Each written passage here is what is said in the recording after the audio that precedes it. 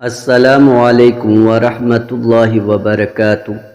حضرت سراقہ بن مالک رضی اللہ عنہ فرماتے ہیں کہ رسول اللہ صلی اللہ علیہ وآلہ وسلم نے ارشاد فرمایا، کیا میں تمہیں سب سے بڑے صدقے کے بارے میں تمہاری رہنمائی نہ کروں؟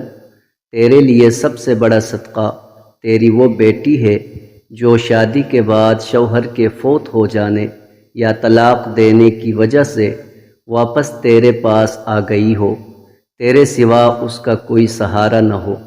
مستدرک امام حاکم، حدیث نمبر 7345۔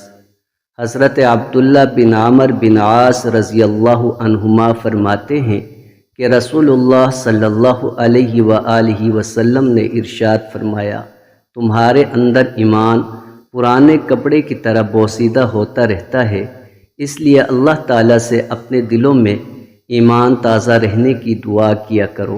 مستدرک امام حاکم، حدیث نمبر 5۔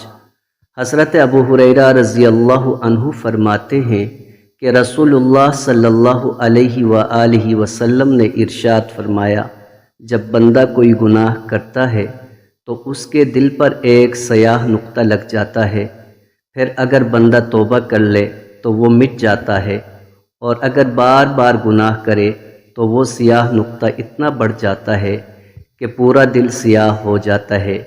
یہی وہ ران ہے جس کا ذکر اللہ تعالیٰ نے کَلَّا بَلْ رَانَ عَلَىٰ قُلُوبِهِمْ، کوئی نہیں بلکہ ان کے دلوں پر زنگ چڑھا دیا ہے میں کیا ہے۔